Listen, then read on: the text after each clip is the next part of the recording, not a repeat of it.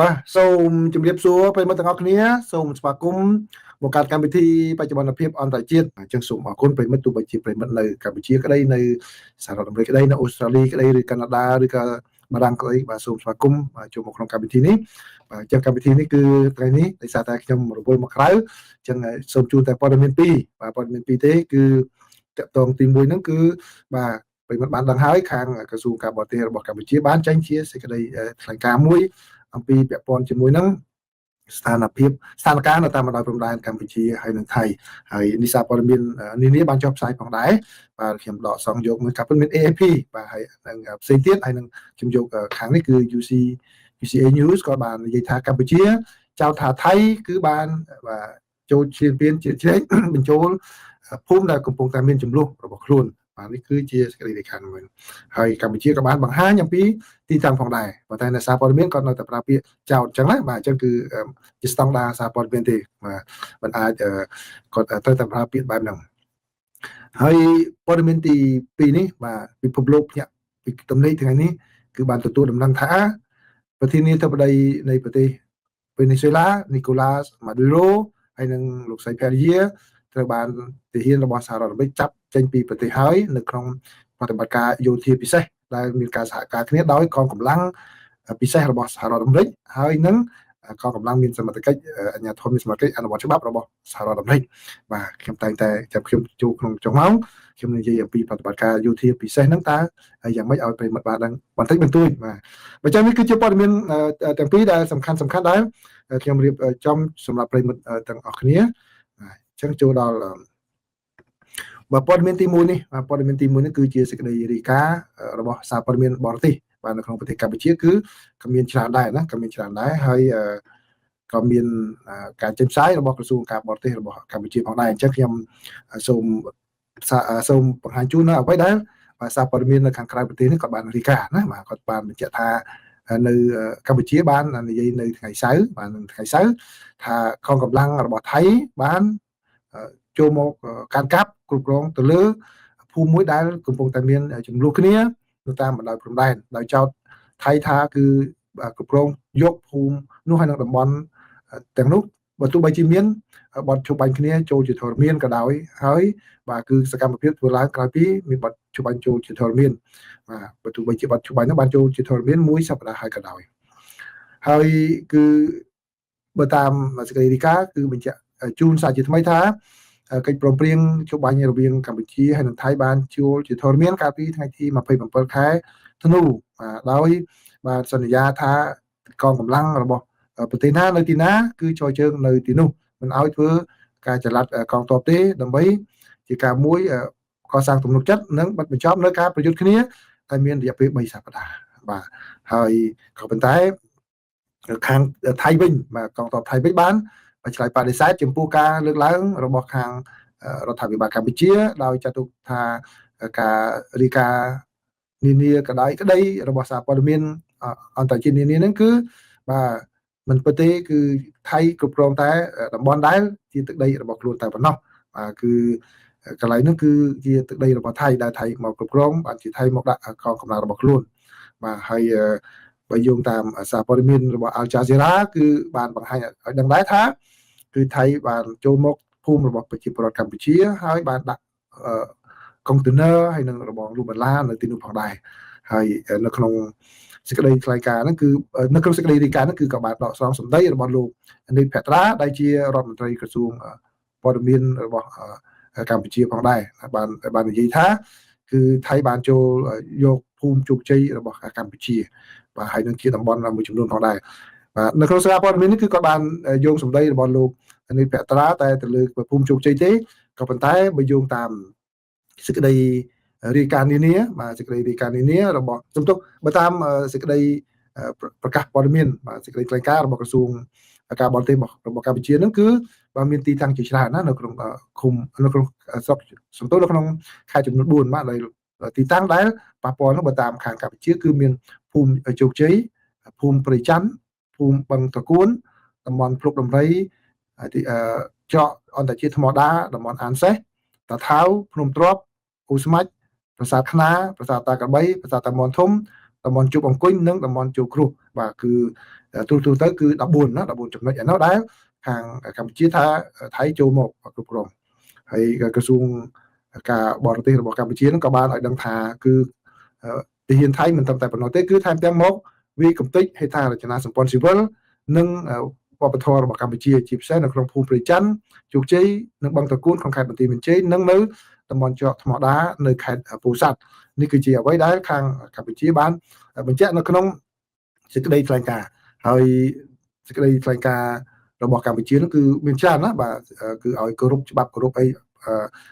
តវ៉ាទៅអន្តរជាតិអីជាដើមបាទហើយដែលខ្ញុំសូមដកស្រង់នៅចំណុចទី9នៃសេចក្តីថ្លែងការណ៍គឺកម្ពុជាបានទី1ឲ្យថៃនឹងទាមទារឲ្យថៃនឹងបញ្ឈប់ជាបន្ទាន់នៅរាល់សកម្មភាពយោធាប្រកបដោយអរិភាពទៅតាមបណ្ដោយព្រំដែនកម្ពុជាថៃនិងនៅក្នុងទឹកដីរបស់កម្ពុជាហើយទី2គឺដកបុគ្គលិកនិងសម្ភារៈយោធាទាំងអស់ចេញពីទឹកដីរបស់កម្ពុជាបាទទៅកាន់ទីតាំងព្រំប្រទល់ដែលទទួលស្គាល់ដោយច្បាប់បាទហើយទី3គោរពដោយស្មោះត្រង់ចំពោះលក្ខខណ្ឌនិងស្មារតីនៃកិច្ចព្រមព្រៀងចុះបាញ់ថ្ងៃទី28ខែកក្កដាឆ្នាំ2025សេចក្តីប្រកាសរួមស្តីពីសន្តិភាពនិងការដោះស្រាយចំនួនដោយសន្តិវិធីរវាងកម្ពុជានិងថៃដែលត្រូវបានចុះហត្ថលេខានៅទីក្រុងកូឡាឡាំពួរនៅថ្ងៃទី26ខែតុលាឆ្នាំ2025និងសេចក្តីប្រកាសរួមនៃកិច្ចប្រជុំពិសេសរបស់គណៈកម្មការព្រំដែនទូទៅថ្ងៃទី27ខែធ្នូឆ្នាំ2025ហើយគឺកម្ពុជានឹងគឺក៏ជំរុញឲ្យប្រទេសថៃនឹងដោះស្រាយចំនួនតាមច្បាប់អន្តរជាតិនៅកាតព្វកិច្ចរបស់ខ្លួនក្រោមសន្ធិសញ្ញានៃកិច្ចព្រមព្រៀងដែលមានស្រាប់បាទនេះគឺជាជំហររបស់កម្ពុជាណាបាទហើយមិនត្រឹមតែប៉ុណ្ណោះទេកម្ពុជាបានបញ្ជាក់ថាគឺតំបន់មួយចំនួនគឺថៃចូលមកពីបច្ចុប្បន្ននេះលើសពីអ្វីដែលខ្លួនបានទាមទារជាឯកតោភាគីកន្លងមកទៀតបាទដូចជានៅកន្លែងនេះជាដើមគឺនៅក្នុងចំណុចស៊ីចម្ពូគឺជាចំណុចដែលថៃទាមទារចូលមកក្នុងទឹកដីកម្ពុជាក៏ប៉ុន្តែក្រោយពីមានបទច្បាញ់ថៃចូលមកដល់ចំណុចដែលនៅពណ៌ខៀវខ្ចីបាទនឹងគេចូលលើសនឹងទៅទៀតបាទហើយនៅកន្លែងមួយចំនួនគឺក៏ចូលមកច្រើនដែរឃើញទេបាទគឺថៃចូលមកតំបន់ជាច្រើនហើយនៅចំណុចទី3ណាបាទគឺក៏ចូលមកផងដែរបាទអញ្ចឹងនេះគឺជាអ្វីដែលកម្ពុជាបានបញ្ជាក់ពីការតវ៉ារបស់ខ្លួនប្រឆាំងជាមួយនឹងការដែលថៃនៅតែបន្តគ្រប់គ្រងទៅលើទឹកដីរបស់កម្ពុជាហើយនឹងបំផ្លាញនៅសំណង់ស៊ីវិលហើយនិងវប្បធម៌របស់កម្ពុជាបាទអញ្ចឹងដូចដែលខ្ញុំបាននិយាយជម្រាបជូនប្រិយមិត្តកន្លងមកហើយគឺបើសិនជាមានភាគីទាំងសងខាងនិយាយចេះបានខ្ញុំយកមកជម្រាបជូនប្រិយមិត្តក្នុងពេលកន្លងមកឃើញសារព័ត៌មានថៃគាត់បានផ្សាយតែទាំងធ្វើคลิปវីដេអូវាមាក់ងាយទាហានកម្ពុជាយកទឹកដីវៃភូមិរបស់ប្រជាពលរដ្ឋកម្ពុជាបាទយកសម្ភារៈយកអីហ្នឹងគាត់ដឹកជញ្ជូនឲ្យគាត់ដូចជាជ័យភ័ណ្ឌមួយរបស់គាត់អញ្ចឹងបាទអញ្ចឹងខ្ញុំមិនផ្សាយតាមនោះទេប៉ុន្តែឥឡូវនេះកម្ពុជាគាត់បានទទួលស្គាល់គឺយើងក៏ខ្ញុំក៏ជម្រាបជូនប្រិយមិត្តទៅតាមនោះដែរអញ្ចឹងហ្នឹងរបៀបនៃការជូនព័ត៌មានគឺយើងត្រូវមានការប្រយ័ត្នប្រយែងអញ្ចឹងបើក្នុងពេលកន្លងមកគឺមានតែភាគីថៃមួយបើយើងយកតែភាគីថៃអាហ្នឹងគឺបានន័យថាយើងផ្សាយតាមអ្វីដែលភាគីថៃហើយដូចដែលខ្ញុំនិយាយអញ្ចឹងគឺមិនមែនមានន័យថាវាខុសទេស្ថានភាពពិតមិនខុសទេឬក៏យ៉ាងម៉េចយើងយើងអត់ដឹងតតែភាគីទាំងសងខាងពីព្រោះបទពិសោធន៍នៅក្នុងប្រទេសអ៊ុយក្រែនក៏ចឹងដែរគឺរុស្ស៊ីក៏ថាវាយកបានកន្លែងហ្នឹងរាប់ខែប៉ុន្តែប្រហែលខែក្រោយមកបាទហើយអ៊ុយក្រែនបដិសេធជានិច្ចប្រហែលខែក្រោយមកអ៊ុយក្រែនក៏ថាគាត់ទទួលស្គាល់ចឹងបាទដូច្នេះយើងត្រូវប្រយ័ត្នប្រយែងនៅក្នុងការរាយការណ៍អំពីរឿងនោះបាទអញ្ចឹងខ្ញុំគ្មានអ្វីបន្ថែមទេប្រិយមិត្តបានទទួលច្បាស់ហើយពីខាងក្រសួងការបរទេសរបស់កម្ពុជាក៏ប៉ុន្តែអ្វីដែលជឿថាប្រិយមិត្តចង់បានយោបល់គឺខ្ញុំនៅតែឲ្យយោបល់ប្រិយមិត្តថាតតាមដានបញ្ហានេះដោយការជឿជាក់ទៅលើកម្ពុជាបាទខ្ញុំមានរឿងច្រើនដែលខ្ញុំដឹងខ្លះដែរប៉ុន្តែខ្ញុំមិនអាចនិយាយបានប៉ុន្តែគាត់ខ្ញុំនិយាយថាសូមតែប៉ុណ្ណេះបាទបើសង្ស័យក៏ដោយមិនជឿលើខាងរដ្ឋាភិបាលកម្ពុជាមិនក៏ដោយក៏ប៉ុន្តែមេត្តាកុំជេរជនរងគ្រោះបាទកុំជេរជនរងគ្រោះគឺខ្ញុំឃើញមានខមមិនហើយខ្ញុំក៏បានប្លុកចោលជាបន្តដែរបាទគឺអត់ទៅកោតទូថៃទេបាទអត់កោតទូថៃទេមកកោតទូកម្ពុជាវិញតដែរដល់ទៅពេលយើងចូលទៅមើល page របស់គាត់ទៅបានដឹងថាគាត់ share តែព័ត៌មានដែលបាទអ្នកដែលពួកថៃចេះខ្មែរផ្សាយទេបាទគឺដល់ពេលអញ្ចឹងយើងមកនឹងថាអូពួក account ពួកគាត់ហ្នឹងមិនមែនជា account ពិតទេគឺ account ថៃគាត់យករូបខ្មែរហើយគាត់យកអក្សរខ្មែរចេះសរសេរខ្មែរតាម Google Translate ឬក៏យ៉ាងម៉េចចឹងបាទអញ្ចឹងគឺសម្រាប់ខ្ញុំមកដល់ពេលនេះអ្នកដែលជេរជនរងគ្រោះបាទគឺពួកថៃទេណាបាទអញ្ចឹងខ្ញុំថាផតតាងមានគ្រប់គ្រាន់ហើយដោយលោកមេធាវីសុកសមឿនលោកបានមានប្រសាសន៍អញ្ចឹងគឺប្រមូលផតតាងបាទអ ចឹងសារភាពដែលលំបាកបែបនេះគឺទាមទារឲ្យមានការរួបរวมគ្នានឹងសំខាន់ណាស់បាទដូចជាខ្ញុំករណីបើខ្ញុំជួយចិត្តលេងជួយជាឧទាហរណ៍សួរស្ដាប់បងអ្នកខ្លះករណីនៅអាមេរិកកន្លែងនៅណាកន្លែងគេអាសានិយាយណាគឺនារីរងគ្រោះត្រូវគេរំលោភបាទត្រូវគេរំលោភពេលទៅប្តឹងបែរជាចោទនាងថាហេតុអីក៏នាងស្លៀកពាក់សេកស៊ីម៉េះបើនាងមិនស្លៀកពាក់សេកស៊ីគេមិនរំលោភនាងទេតែយើងនិយាយនឹងត្រូវអត់យើងទៅបន្ទោសជនរងគ្រោះទៅវិញបាទខ្ញុំឃើញមានការសរសេរបន្ទោសប៉ុន្តែពុននឹងសពុថៃទេបាទពីព្រោះពេលតែឃើញខមមិនខ្ញុំចូលទៅមើលទៅឃើញពីច្រើនគាត់ share តែព័ត៌មានដែលថៃចេះខ្មែរផ្សាយទេបាទអញ្ចឹងទៅបានយើងទៅអូបាទឬក៏សារព័ត៌មានមួយចំនួនដែលគាត់ធ្វើការឲ្យថៃដោយចេតនាឬដោយមិនចេតនាយើងបាទអញ្ចឹងដូច្នេះជាកំញុបសម្ដែងនេះជាបាទការបាទចឹងនេះជាព័ត៌មានតាក់ទងជាមួយនឹងប្រទេសកម្ពុជាណាបាទហើយនៅព័ត៌មានទី2បាទម្នាក់នៅអេសក្បាលចាំរឿងនឹងពិតបាទអានឹងចាំពិតហ្នឹងគឺសារព័ត៌មាននេះបានដឹងបែរទៅលើអ្វីដែលលោកប្រធានាធិបតី Donald Trump បានបង្ហាញឲ្យដឹងគឺបាទលោកបញ្ជាក់ថាប្រធានាធិបតីនៃប្រទេសវេណេស៊ុយឡាលោកNicolas Maduro ហើយនឹងលោកស្រី Peria ត្រូវបានសហរដ្ឋអាមេរិកចាប់ខ្លួនហើយនឹងយកចេញពីប្រទេសហើយនៅក្នុងបដិបត្តិការបាទពិសេសមួយនៅថ្ងៃសៅរ៍នេះបាទនៅថ្ងៃសៅរ៍នេះមកនៅសហរដ្ឋអាមេរិកគឺមានការផ្ទុះផ្លោងមានផ្ទុះសម្លេងផ្ទុះមានជាច្រើននៅក្នុងប្រទេសវេណេស៊ុយឡានៅក្នុងទីក្រុងនឹងតែម្ដងហើយគឺបើតាមសេចក្តីរាយការណ៍នេះគឺ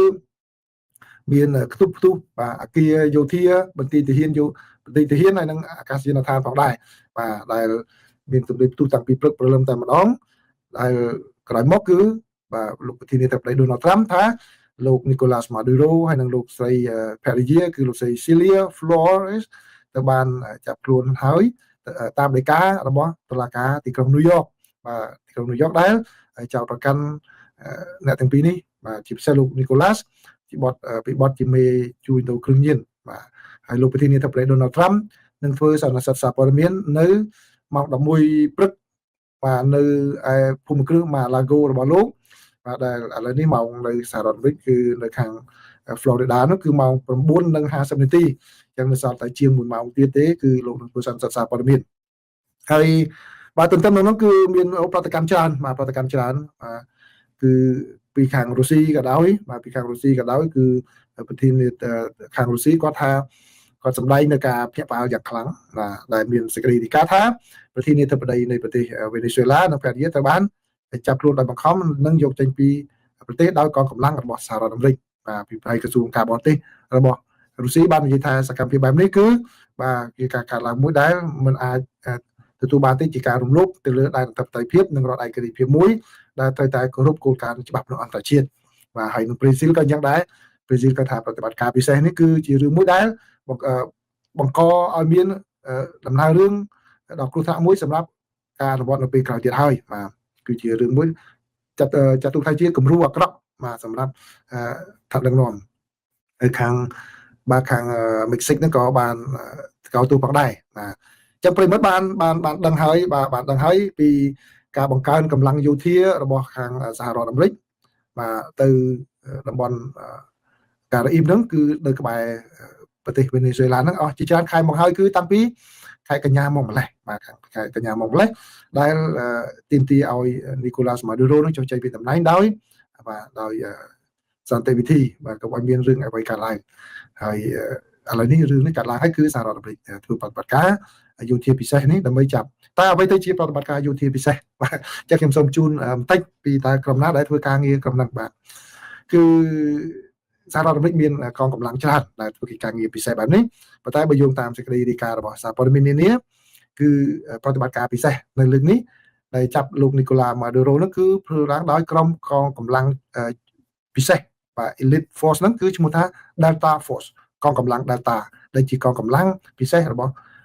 ជើងគោករបស់សហរដ្ឋអាមេរិកបូករួមគ្នាជាមួយនឹងគេថាវរៈកងវរៈ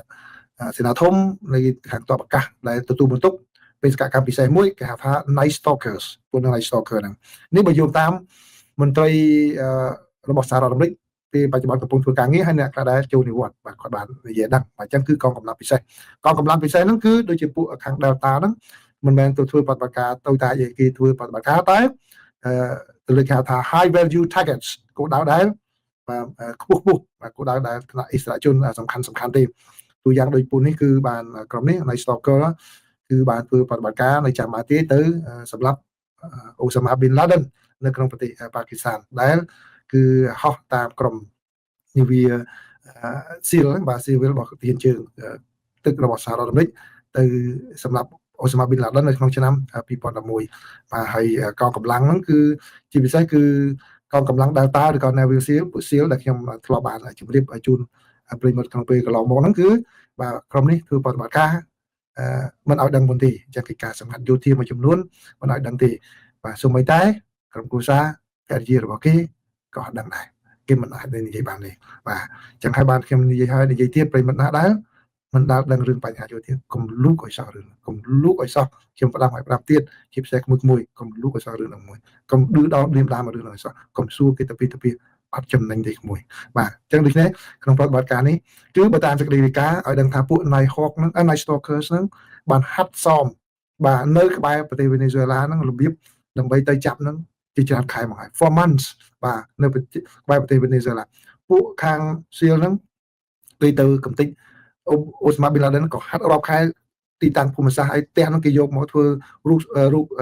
តំណាងហ្នឹងដូចប៉ុនទំហំនេះចូលទៅធ្វើមិនហ្នឹងគេហាត់រាប់ខែហើយក្នុងពេលកន្លងមកខ្ញុំក៏ធ្លាប់បានជូនសេចក្តីរាយការណ៍ផងដែរគឺបានសហរដ្ឋអាមេរិកបានបញ្ជូនយន្តហោះដែលហោះស្កង្ហារពិសេសសម្រាប់តែក្រុមប្រតិបត្តិការពិសេសនោះនៅចាំបានទេពេលមិនដែលតាមដានព័ត៌មានខ្ញុំដែលខ្ញុំបានជម្រាបមកគឺពិតប្រកបមែនក្រុមហ្នឹងយន្តហោះពិសេសហ្នឹងគឺសម្រាប់ពួកនោះហាត់បាក់បឺនដើម្បីទៅចាប់លោកម៉ាឌូរ៉ូនឹងតែម្ដងបាទហើយបើយោងតាមសារព័ត៌មាននេះបានដឹងថាគឺយ៉ាងហោចណាស់គឺសហរដ្ឋអាមេរិកបញ្ជូនយន្តហោះពិសេសសម្រាប់តែប្រតិបត្តិការពិសេសហ្នឹងរបស់កងកម្លាំងពិសេសហ្នឹងគឺប្រភេទ CV-22S ហ្នឹងចំនួន10គ្រឿងហ្នឹងបាទទៅកន្លែងហ្នឹងដើម្បីបង្ការក្នុងករណីដែលមានការផ្លាំងផ្លាត់ចូលចាប់ទៅមានការតវ៉ាតដៃអីហ្នឹងមានកម្លាំងពិសេសទៅអន្តរាគមន៍បន្ថែមទៀតបាទបើថាហើយក្នុងពេលកន្លងមកគឺពេលដែលទៅចាប់អូសាម៉ាប៊ីនឡាដិនទៅបាញ់អូសាម៉ាប៊ីនឡាដិនហ្នឹងគឺប្រើឧបករណ៍ពិសេសដែលសហរដ្ឋអាមេរិកមិនឲ្យដឹងពីមុនមកទេគឺហោះអត់លឺសំឡេងទេតាមធម្មតាហេលីកូបទ័រ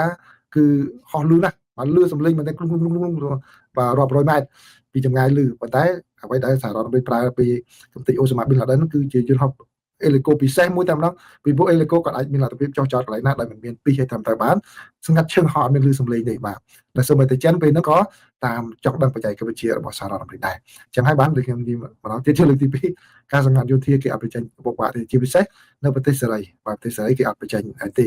ខាងកុម្មុយនីសទេបានអីប៉ុណ្ណាប្រវត្តិប៉ុណ្ណឹងបាទអញ្ចឹងគឺខ្ញុំសូមជូនប៉ុណ្ណឹងណាបាទជូនប៉ុណ្ណឹងនិយាយទៀតអញ្ចឹងចាំពេលបាទពេលមានពេលនៅថ្ងៃនេះខ្ញុំនឹងថតផងដែរឲ្យប្រិយមិត្តបានដឹងថាតើណាទៅជាលោកនីកូឡាម៉ាឌូរ៉ូបាទយ៉ាងម៉េចបានជាសហរដ្ឋអាមេរិកបាទធ្វើប្រតិបត្តិការតាមចាប់គាត់ហ្នឹងហើយសម្រាប់អ្នកដែលចង់ដឹងរឿងបន្ថែមទៀតពីរឿងដូចក្រុម Navy SEAL ហ្នឹងបាទមានសភៅមួយចំនួនដែរបាទទៅសេតកតងជាមួយប្រតិបត្តិការរបស់ក្រុម Navy SEAL សំដៅបាទក្រុម SEAL របស់ទាហានជើងទឹកហ្នឹងបាទជាពិសេសនៅប្រតិបត្តិការកំទេចរបស់ខាងកំទេចអូសាម៉ាប៊ីនឡាដិនហ្នឹងគឺសភៅដែលល្បីជាងគេគឺ No Easy Day ហើយ the first hand accounts of mission that kill Osama bin Laden បាទទិញសភៅហ្នឹងមើលទៅខ្ញុំមានសភៅហ្នឹងដែរខ្ញុំមើលទៅក៏ប៉ុន្តែអានសភៅហ្នឹងហើយដូចខ្ញុំបានធ្លាប់ជម្រាបចឹងគឺយើងដឹងតែមួយចំនួនទេព័ត៌មានមួយចំនួនមុននៅពេលផ្សាយហ្នឹងក៏ទៅឲ្យក្រសួងការពារជាតិគេពិនិត្យមើលដែរមេធាវីអីហ្នឹងមើលទាំងអស់ព័ត៌មានណាដែលនៅប៉ះពាល់ដល់ប្រតិបត្តិការគេប្រើសប្តាហ៍ថ្ងៃឬក៏បច្ចេកវិទ្យាណាដែលអាមេរិកប្រើហ្នឹងនៅមិនទាន់ជប់ប្រើហ្នឹងគេអត់ឲ្យយើងផ្សាយទេគេឲ្យផ្សាយតែព័ត៌មានណាដែលវាលែងគ្រោះថ្នាក់ដល់អ្នកកំពុងធ្វើបដិបត្តិការហ្នឹងឬបច្ចេកវិទ្យាខ្លះដែលអាមេរិកគាត់ជួបប្រើហើយគាត់ហួសទៅប្រើអ្វីផ្សេងហើយបាទឲ្យនិយាយក៏មានដែរណាអញ្ចឹងការអានសភៅហ្នឹងមិនមែនន័យថាដឹងទាំងអស់ទេដឹងតែឯកមួយតូចមួយដែលគេអានឲ្យដឹងទេបាទអញ្ចឹងតើយើងប្រឹងរៀនអានច្រើនឲ្យបានឲ្យផ្គុំគ្នាបាទសភៅហ្នឹងអានគួរឲ្យចាប់អារម្មណ៍ណាស់បាទអញ្ចឹងខ្ញុំបានអានច្រើនហើយបាទសូម្បីតែសភៅតាក់ទងជាមួយនឹងប្រតិបត្តិការយោធារបស់សហរដ្ឋអាមេរិកជាពិសេសពួក Green Beret ពួកយោធាពិសេសដែលពួកគាត់ធ្វើប្រតិបត្តិការនៅវៀតណាមគាត់សរសេរឡើងវិញខ្ញុំបានអានសភៅគាត់ពី3ក្បាលពីអ្នកហើយសុភីអ្នកទាំងអស់នឹងបន្ថែមទៀតបាទខ្ញុំដឹងរឿងច្រើនបាទចឹងខ្ញុំចូលចិត្តអានកំសាន្តទេគាត់អានកំសាន្តដើម្បីជាចំណេះដឹងផ្ទាល់ខ្លួនប៉ុណ្ណឹងទេបាទអញ្ចឹងនេះជាព័ត៌មានដែលខ្ញុំចងក្រងសម្រាប់ប្រិយមិត្តទាំងអស់គ្នាហើយសូមអធិស្ឋាននេះជា ពីបន្ទប់សន្តាគារមកពីបន្ទប់សន្តាគារនៅ Las Vegas ផ្សាយជូនប្រិមិត្តខាងក្រោយនេះគឺជាបើឃើញប្លែកព្រឺសន្តាគារលោកត្រាំបាទអញ្ចឹងសូមល្ងាចនេះไปក្នុងកម្មវិធីបច្ចុប្បន្នភាពអាមេរិកាំងมันអាចមានមិនមានបើស៊ីសងទៅលើ